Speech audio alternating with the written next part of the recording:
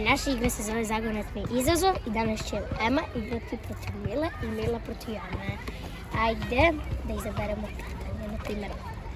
Nit šušnu, nit bušnu, a u kući uđe. Mrak. Bravo, Mila. Ajde, Ema radi izazov. Vodi lopticu po prostoru 15 koraka u jednom smeru pa u drugom.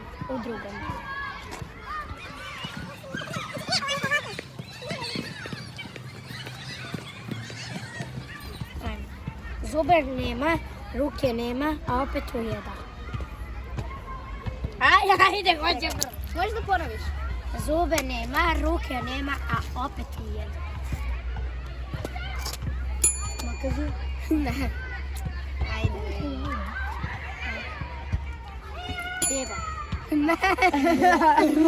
Pa jel ima ruke, beba? Da. Zube nema ruke. Rekao od vas. Pošto obojica ne znate odgovor, obojica radite isti. Znate da je rješenje? Pazi.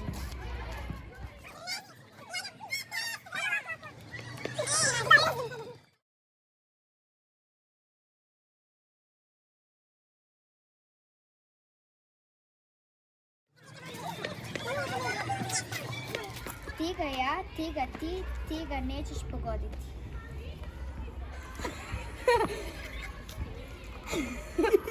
Jer ne znate ništa. Ja znam. Ponovi. Ti ga ja, ti ga ti, ti ga nećeš pogoditi. Ja ću da lupim. Kako se zove? Ajde pa splupi ako hoćeš. Tigar. Ne. Tigar. Ti ga nećeš pogoditi. Šta gledaš? Šta vidiš? Možda ovaj što pitao.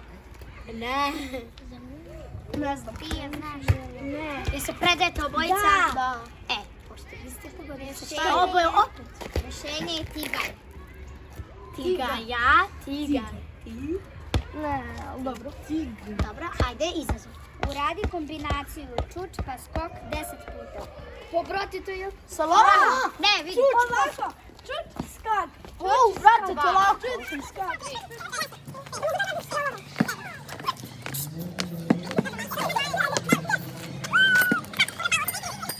Sad igraju Mila i Ema. Kosa zelena, a telo crveno. Rotkica. Kako je rotkica? Jo bože. Čekaj. Ajde ponovi.